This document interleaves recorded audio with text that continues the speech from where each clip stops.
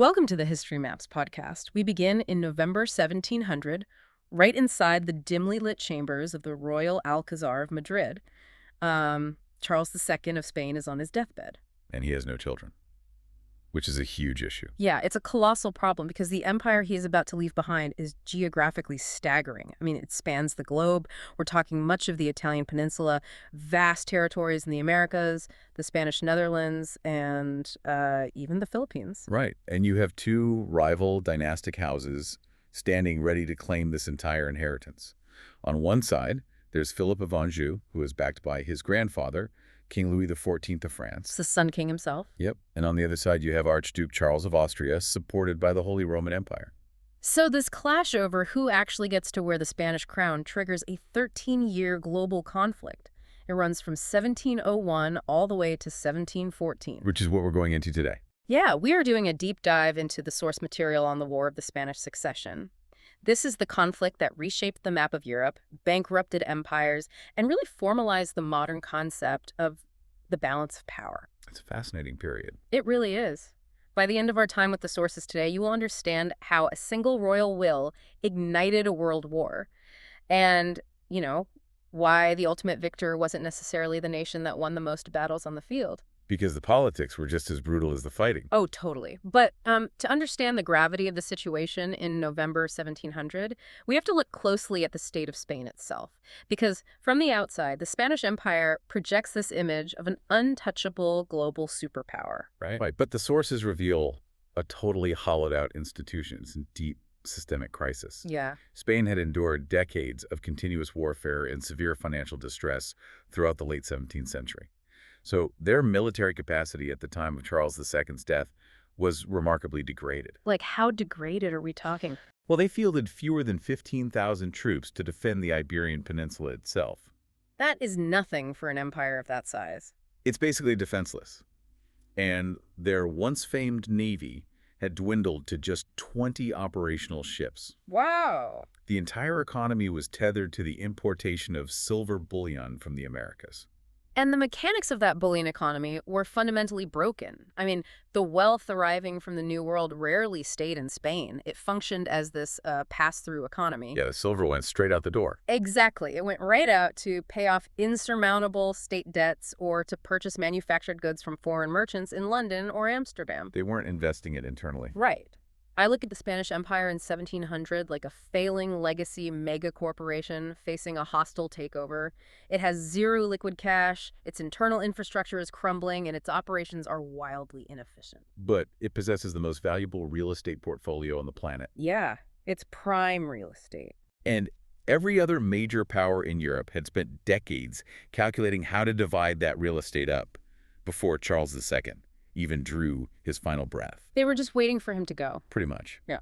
European diplomats drafted these complex partition agreements, specifically the Treaty of The Hague in 1698 and the Treaty of London in 1700. So they were trying to carve it up on paper. Yes.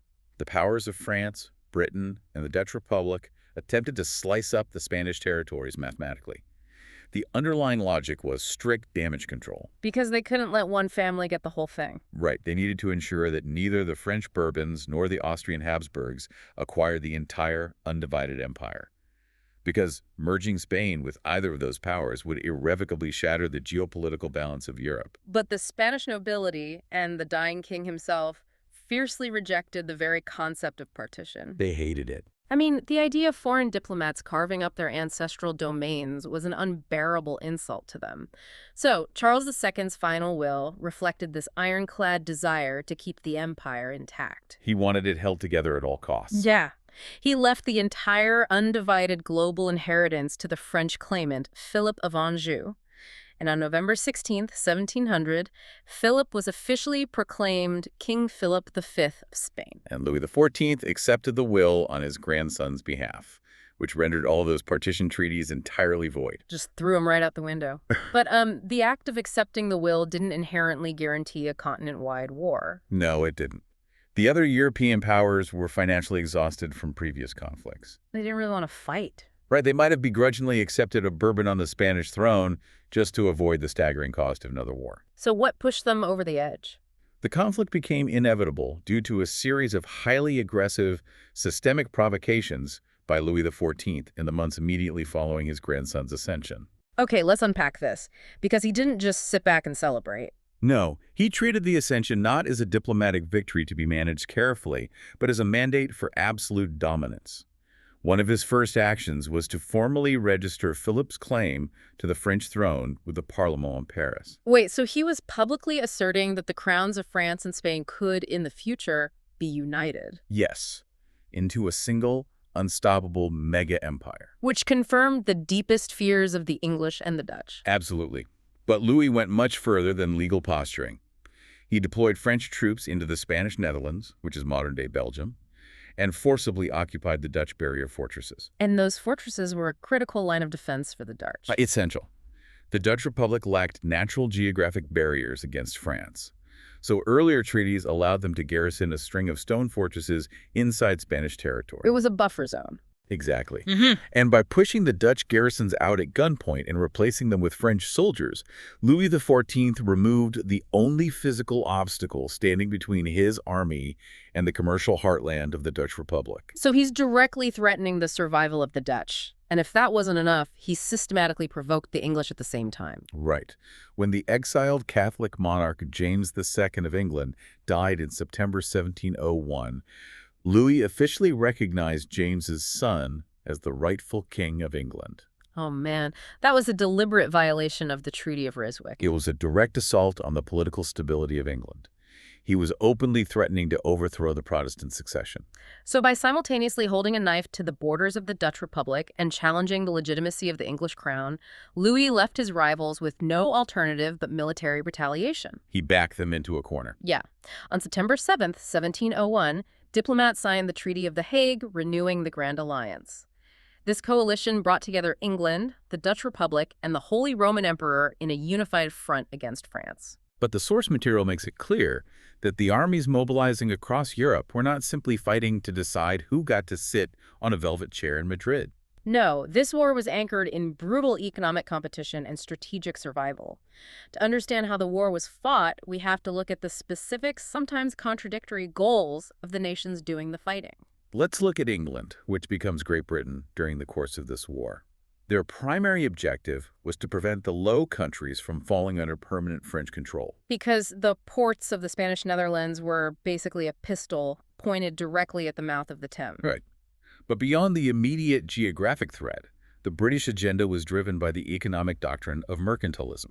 And this is so crucial to understand. It really is. Yeah. In the early 18th century, economic thinkers didn't view global wealth as something that could be infinitely expanded through innovation or efficiency. They viewed the global market as a static, finite pie. Right. So if the pie cannot grow, the only way to increase your nation's wealth and security is to physically take a slice of market share away from a rival. You enriched your state by deliberately impoverishing your neighbors. Which means tariffs and trade restrictions functioned as acts of war. Oh, absolutely. And France understood this perfectly. In September 1700, they banned the importation of English-manufactured goods, like textiles, and imposed crippling duties on a vast range of other items. So the British Parliament, particularly the Tory faction, viewed the French domination of Spain as an existential threat to their overseas commerce. Because if France controlled the Spanish Empire, they could lock British merchants out of the Mediterranean and the lucrative markets of the Americas entirely. And the Dutch Republic shared those commercial anxieties, but they faced a far more acute threat to their physical survival. Yeah, their war aims were entirely focused on reestablishing that buffer zone in the Spanish Netherlands and extracting guarantees that their merchants would have preferential access to the Spanish colonial trade. Because they needed the profits from that trade to fund the immense armies required to defend their borders from the French. It's a brutal cycle. Wait, so if the British and the Dutch are supposedly allies fighting France, aren't they also simultaneously locked in a cutthroat commercial rivalry with each other? They absolutely are. They're fighting side by side on the battlefield while their merchants are actively trying to monopolize the exact same trade routes in the Caribbean and the Levant. That is wild. The friction of that commercial rivalry really defined the internal politics of the Grand Alliance. It dictated how resources were allocated. And then, the Austrian goals added another layer of complexity entirely. Right, because Emperor Leopold I represented the Holy Roman Empire. And while his diplomats stated the war was about placing Archduke Charles on the Spanish throne, Austria's immediate strategic focus was securing its southern frontiers in Italy. Yeah, the French had already moved troops into the Duchy of Milan and the Duchy of Mantua in northern Italy, which sits right on Austria's doorstep. Leopold had to prioritize pushing the French out of Italy just to secure his own homeland. And additionally, he was fighting a completely separate internal war. The sources detail Francis Rakoczy's War of Independence in Hungary. Which was a huge rebellion. It was an enormous rebellion against Habsburg rule that required the deployment of thousands of Austrian troops who otherwise would have been fighting the French. And we cannot overlook how French money actively fueled that Hungarian rebellion. Louis XIV covertly funded Rakoczy specifically to keep the Austrians bogged down in the east. It's proxy warfare. This web of strategic vulnerabilities shaped the strategies of every nation involved. It dictated whether they committed to naval campaigns or ground wars. And that strategic divide is incredibly stark within the British government. You have the Tory party, who vehemently argued for a blue water naval strategy. Right. They believed Britain should use the Royal Navy to strangle French and Spanish commerce, seize lucrative colonies, and just avoid the staggering financial cost of a land war in Europe. But the Whig party countered that naval supremacy alone could not break the military power of Louis XIV. The Whigs demanded a huge commitment to a continental land war. They argued that France had to be defeated on the ground in Flanders and Germany to secure any kind of lasting peace. And those internal debates governed how alliances were forged and broken. I mean, the involvement of Portugal perfectly illustrates the transactional nature of 18th century diplomacy. It really does. King Peter II of Portugal initially aligned his country with France and the newly crowned Philip V. He believed the French could offer military protection against his hostile Spanish neighbor. However, it quickly became apparent that the combined Bourbon navies of France and Spain were entirely incapable of challenging the Anglo-Dutch fleets. Not even close. The British and Dutch navies could intercept and destroy any trade moving between Portugal and its critical colonies in Brazil. They could strangle the Portuguese economy at will. Yeah, so in May 1703, Portugal abandoned the Bourbon Alliance and signed the Methuen Treaty, joining the Grand Alliance. And they didn't switch sides out of some sudden ideological awakening regarding the rights of the House of Habsburg. No, they switched sides because the Anglo-Dutch Navy was a more immediate threat to their wealth than the French army. Pragmatism at its finest. And the Duke of Savoy, Victor Amadeus II, operated with the exact same ruthless pragmatism. He really did. His territories in northern Italy were nestled right against the French border, making him highly vulnerable to a rapid invasion. So he initially allied with Louis XIV out of self-preservation. But his overarching ambition was to annex the neighboring Duchy of Milan. Right. And when the Anglo-Dutch navies successfully asserted control over the western Mediterranean, Savoy's coastal flank was secured. He calculated that the Grand Alliance was more likely to hand him Milan as a reward for his defection. So he switched sides in late 1703. These pragmatic, shifting alliances determined the borders of the conflict. The diplomacy set the board. But the reality of the fighting introduced limitations that generals of the era could rarely overcome. When we look at the theaters of war, from the mud of the Low Countries to the mountains of Spain, we have to examine the brutal mechanics of logistics. Moving and feeding an army in the early 18th century was a staggering undertaking. The sheer scale of warfare had expanded well beyond the capacity of agrarian economies to easily support it. Yeah, the sources note that during the previous conflict, the 9 Years' War, field armies occasionally peaked at 100,000 men. But by the middle of the War of the Spanish Succession, armies regularly exceeded 120,000 men. To put that into perspective, an army of 120,000 men, accompanied by tens of thousands of cavalry and draft horses, requires hundreds of thousands of pounds of bread and fodder every single day. Every single day. And you cannot move that volume of material over the dirt road networks of the era.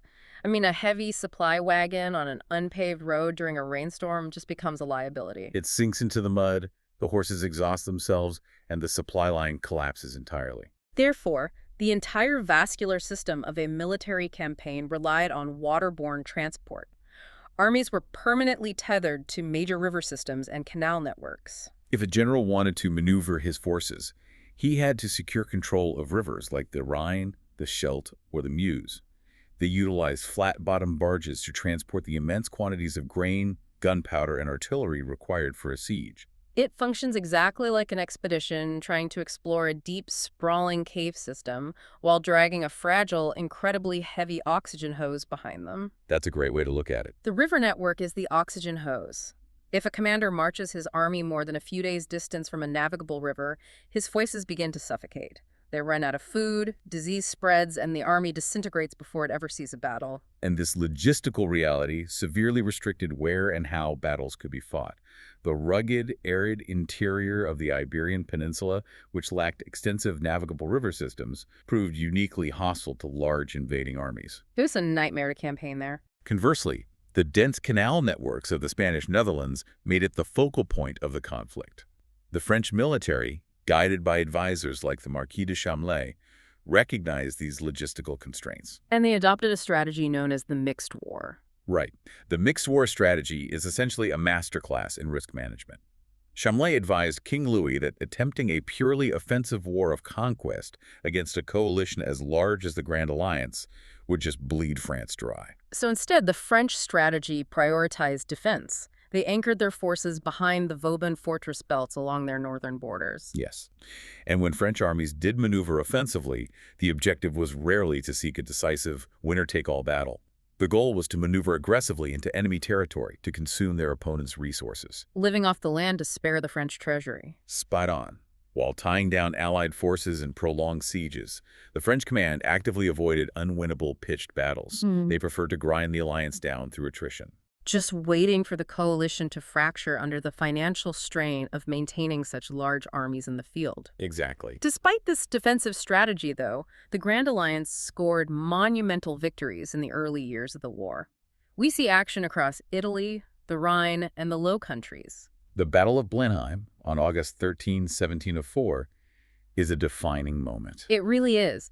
The British commander, the Duke of Marlborough, alongside the Austrian Prince Eugene of Savoy, executed this brilliant forced march deep into southern Germany. They confronted a combined Franco-Bavarian army and delivered a devastating defeat. Blenheim completely shattered the myth of French invincibility. And it knocked the electorate of Bavaria entirely out of the war. The momentum continued in the Low Countries. On May 23, 1706, Marlborough secured another crushing victory at the Battle of Remilly. The French lines collapsed, leading to a rout that allowed the Allies to rapidly occupy major cities across the Spanish Netherlands, including Antwerp and Brussels. And then 2 years later, the Allies triumphed again at the Battle of Oudenarde in 1708, which paved the way for the capture of Lille, one of the most heavily fortified cities in Europe. But the war in Spain tells a very different story.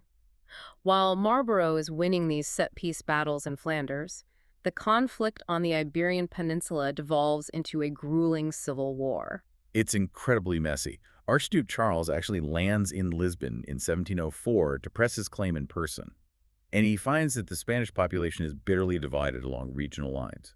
And that division was rooted in the structure of the Spanish state itself, right? Yes, Spain was a composite monarchy, a union of the crowns of Castile and Aragon.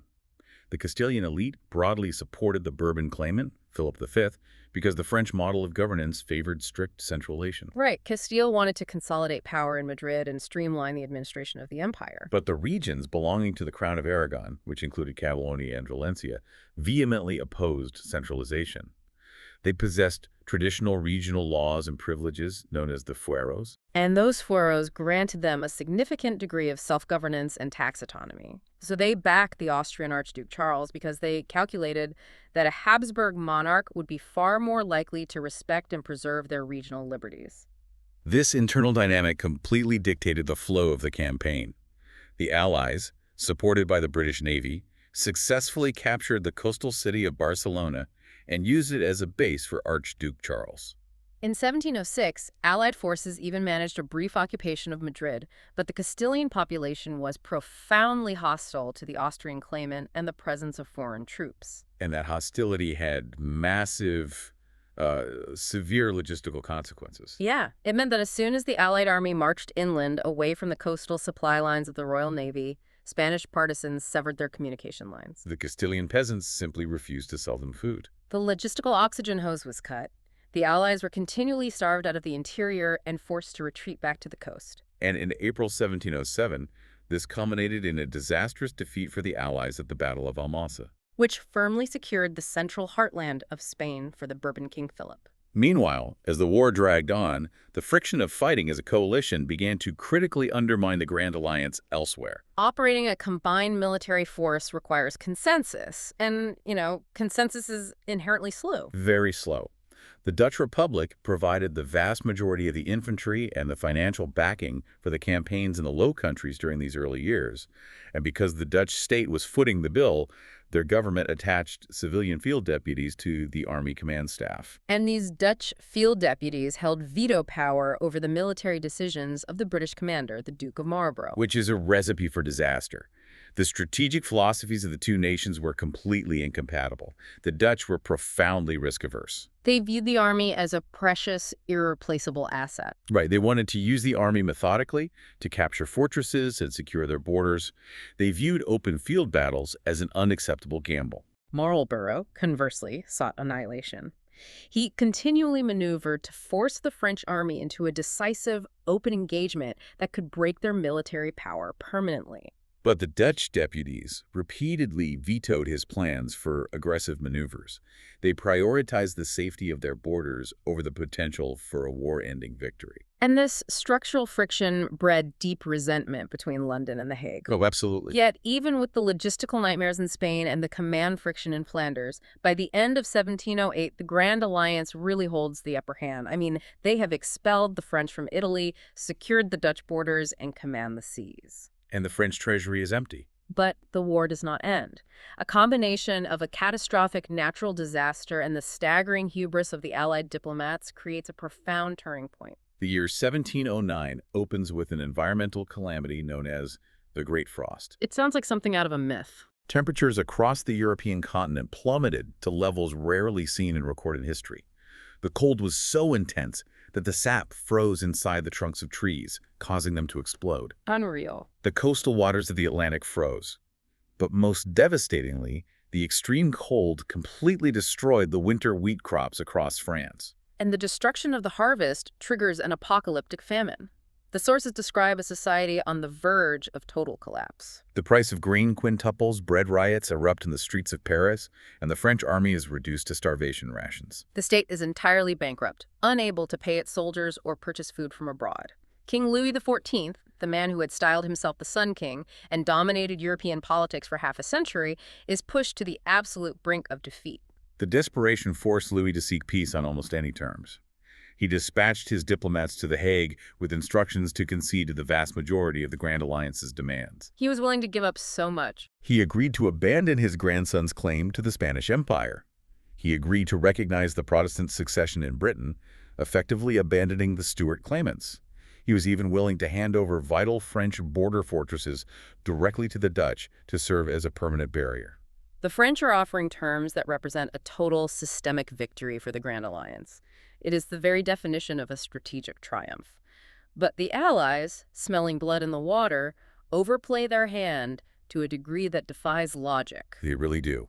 In May 1709, they present the French delegation with a document known as the Preliminaries of The Hague. And the demands are just unbelievable. They demand that Philip V has precisely 2 months to vacate the throne in Madrid. And if he refuses, they stipulate that Louis XIV must deploy the French army to invade Spain and depose his own grandson by military force. It's crucial to examine why the Allied diplomats drafted such punitive terms, because looking back, it seems insane. Well, the Dutch negotiators, led by Grand Pensionary Anthony Heinsius, were operating from a position of deep systemic paranoia. They had spent decades fighting Louis XIV. They fundamentally believed that the French king was incapable of acting in good faith. The Dutch looked at the concessions and assumed it was a stalling tactic. They feared that if they signed a peace treaty, the alliance armies would disband, and Louis would use the ensuing peace to rebuild his economy and his military, while the Allies exhausted themselves trying to root Philip out of the rugged terrain of Spain. They demanded an absolute guarantee. But the demand was entirely divorced from political reality. Philip V was not a puppet. He had genuine support in Castile. He explicitly stated he would not abandon his crown merely because his grandfather asked him to. Right. And by demanding that Louis attack his own blood, the Allies violated the fundamental honor of the French monarchy. Just put yourself in that position, it completely backfired. Instead of securing peace, it gave the starving French soldiers a moral reason to keep fighting. Louis XIV recognized that the terms were designed to humiliate him and destroy his dynasty. So he refused to sign. But he did something unprecedented. He took the Allied demands and published them. He distributed the document to the starving French populace. He appealed directly to the national pride of his people, demonstrating that he had offered everything for peace, but the enemy demanded the impossible. And the strategy worked. The harshness of the Allied demands galvanized the French nation. The starving soldiers, realizing that surrender meant national humiliation, returned to the ranks with a renewed sense of purpose. The diplomatic failure of The Hague guaranteed that the war would continue, culminating in the horrific Battle of Malplaquet on September 11, 1709. Marlborough launched a huge offensive into northern France, intending to break the final line of French fortresses. The French army entrenched themselves in the woods near Malplaquet and fought with the desperation of men defending their homeland. The Allies ultimately forced the French to retreat, securing a technical victory, but the mechanics of the battle resulted in unprecedented slaughter. The casualties at Malplaquet shocked the conscience of Europe. The Grand Alliance suffered upwards of 20,000 dead and wounded, nearly double the losses of the French, who managed to withdraw their army in good order. Malplaquet proved conclusively that the French military was not broken. The war of attrition had not destroyed their capacity to inflict devastating damage. And the blood soaked into the soil at Malplaquet sent immense political shockwaves through London and Vienna. The horrific cost of the victory fundamentally altered the political landscape in Britain. The British public, reading the casualty lists, began to openly question the purpose of the war. They had poured millions of pounds and thousands of lives into a conflict to secure the Spanish throne, and the French had just demonstrated they could bleed the alliance white for every mile of ground. The strategic stalemate following Malplaquet set the stage for a period of rapid, unpredictable shifts between 1710 and 1714. The war on the battlefield yields to the war of domestic politics and dynastic accidents. The Grand Alliance begins to fracture under the unbearable weight of its own financial commitments. In Spain, the military reality reasserted itself. Archduke Charles launched another offensive and briefly occupied Madrid again in 1710. But once more, the Castilian population refused to cooperate. Supply lines collapsed again. Yes. During the Allied retreat, a significant British force was isolated and forced to surrender at the town of Brihuega. The subsequent Battle of Villaviciosa proved beyond any doubt that the Allies possessed zero capacity to permanently conquer the interior of Spain. The Bourbons had won the peninsula. Meanwhile, the financial hemorrhage in Britain became unsustainable. The Treasury records show that British war expenditures skyrocketed from £5 million in 1706 to nearly £13 million by 1710. The taxation required to fund the armies in Flanders and the naval deployments across the globe was crippling the domestic economy. And the Dutch Republic was in an even worse position, teetering on the very edge of sovereign bankruptcy. That financial pressure caused a political earthquake in London. The pro-war Whig government, which had championed the Continental strategy and backed Marlborough, lost the confidence of the nation. In the elections of October 1710, the pro-peace Tory party won a commanding landslide victory. The Tories rode a wave of war weariness into power, holding a clear mandate from the public to find an exit strategy. Even if it meant abandoning their allies. And then the entire geopolitical foundation of the conflict is upended by a microscopic pathogen. This is such a striking moment. On April 17, 1711, Emperor Joseph I of Austria contracted smallpox and died abruptly. He left no male heirs. Consequently, the imperial titles and the vast Habsburg hereditary lands passed to his younger brother. And his younger brother is Archduke Charles. The exact same man the Grand Alliance has spent a decade fighting to place on the Spanish throne. He is immediately elected as the Holy Roman Emperor, Charles VI. The implications of this event completely rewrite the logic of the war. It is the ultimate historical irony. The fundamental premise of the war, the rationale that justified the staggering loss of life for the British and the Dutch, was the preservation of the balance of power. They fought to prevent the creation of a French-Spanish Bourbon superpower. But with the death of Joseph, if the Allies actually succeeded in their stated war aim of giving Spain to Charles, they would instantly create a Habsburg superpower of unparalleled scale. Charles VI would rule Austria, the Holy Roman Empire, the Spanish Netherlands, much of Italy, Spain itself, and the entire Spanish global empire. I think of it like a grueling tug of war. The Grand Alliance is pulling with all their might in a decade-long tug of war against the French, and suddenly they look at the man they're pulling the rope for and realize he is about to become a leviathan. They're pulling the rope in the wrong direction. Yeah, the strategic logic dictating the war evaporated overnight. The prospect of a global Habsburg empire was viewed by the statesmen in London and Amsterdam as an even greater threat to their commercial interests than a Bourbon Spain. Realizing this, the new Tory government in Britain decided to let go of the rope entirely. And the manner in which they extracted themselves from the war involved a masterclass in diplomatic betrayal. It was ruthless. The previous Whig administration had negotiated the Barrier Treaty of 1709 with the Dutch. They promised the Dutch Republic extensive territorial gains in the Spanish Netherlands and equal shares in the trade of the Spanish Empire. Specifically to ensure the Dutch kept funding the war effort. Right. But the new Tory ministry simply discarded those promises. They opened secret bilateral negotiations directly with the French court. The British diplomats deliberately excluded their Dutch and Austrian allies from these secret talks. In the autumn of 1711, Britain and France signed the Preliminary Articles of London. The British secured vital commercial and territorial concessions for themselves, while effectively informing their allies that British financial subsidies and military support were coming to an end. When the news of the secret British treaty broke, the Dutch and the Austrians were apoplectic. They felt utterly betrayed. They attempted a desperate gamble to fight on without the British, hoping a military victory could improve their bargaining position. But the withdrawal of British troops and, more importantly, British money shattered the Allied military capacity. In July 1712, a resurgent French army decisively defeated an Austro-Dutch force at the Battle of Denain. The defeat at Denain was the final nail in the coffin.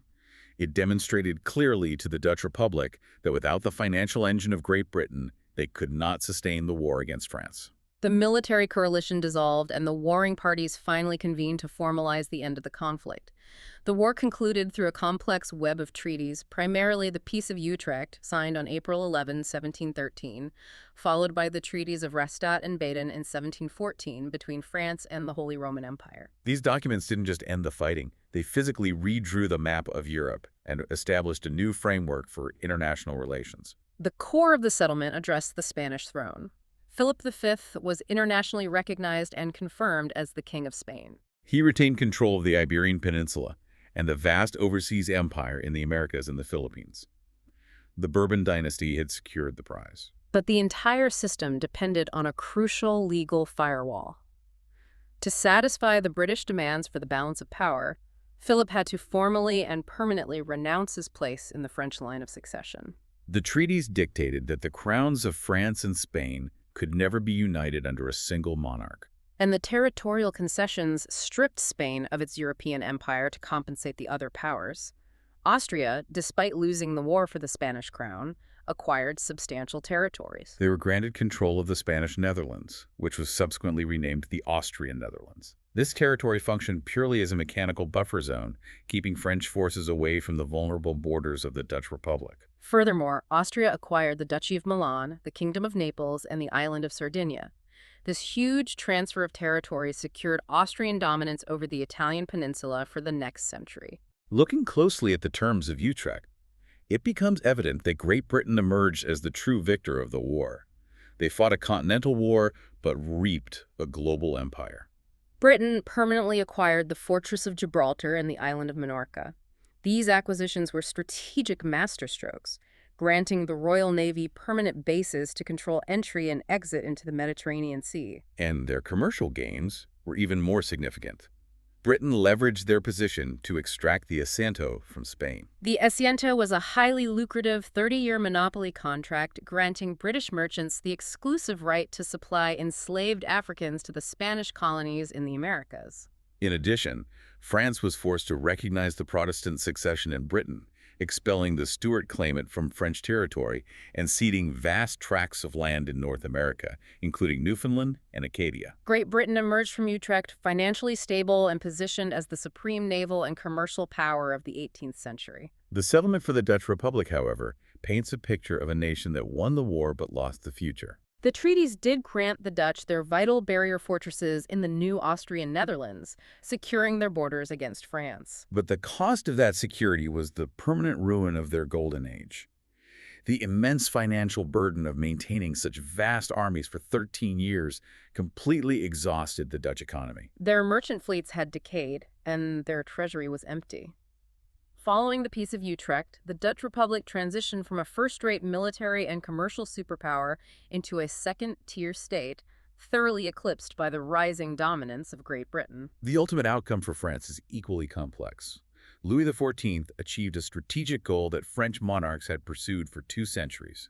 He successfully ended the threat of Habsburg encirclement. By placing a Bourbon on the throne in Madrid, France secured its southern border permanently. But the internal cost was catastrophic.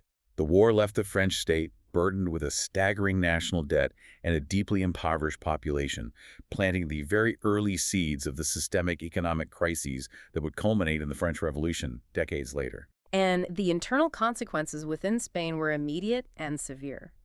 The regions of the Crown of Aragon-Catalonia, Valencia, and Aragon itself had gambled their future on the Habsburg claimant, fighting to preserve their local autonomy and their traditional fueros. With the victory of the Bourbon king Philip V, they faced swift retribution.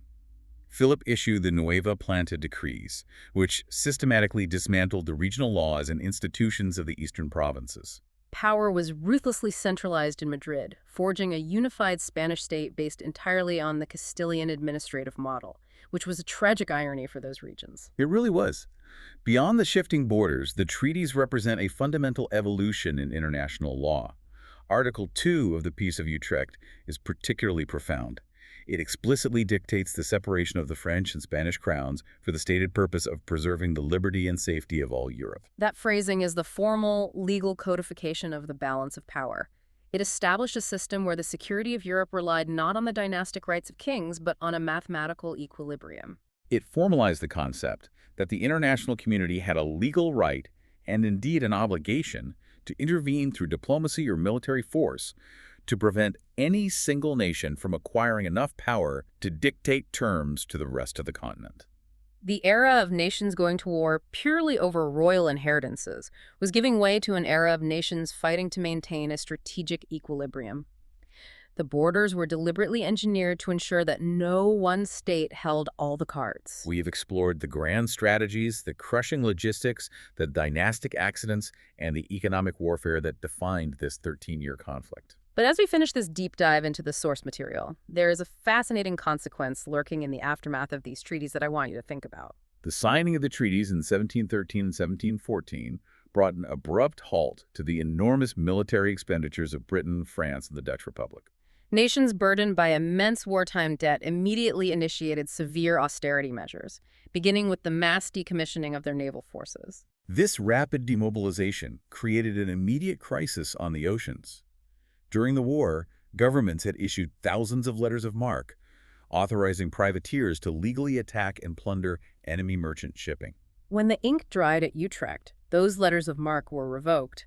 Almost overnight, thousands of heavily armed, highly skilled sailors who'd spent the last decade mastering the art of maritime violence found themselves completely unemployed and cast adrift. These privateers had grown deeply accustomed to the freedom, the danger, and the immense potential profits of raiding. When their legal authorization vanished, vast numbers of these men simply refused to return to the grueling, low-paying labor of civilian merchant fleets. They chose to retain their ships and their weapons, continuing their attacks, but now operating entirely for their own profit. The abrupt end of the War of the Spanish Succession created a surplus of out-of-work, battle-hardened sailors. This surplus directly ignited the third, and arguably the most famous, phase of the Golden Age of piracy. The legendary pirates who terrorized the Caribbean, raising the black flag over Nassau, and plundering the trade routes of the Americas were the direct, unintended fallout of the peace treaties signed in the Grand Courts of Europe. The balance of power was secured on the continent, but it unleashed a wave of heavily armed outlaws upon the sea. Thank you for listening. History Maps. Learn history visually.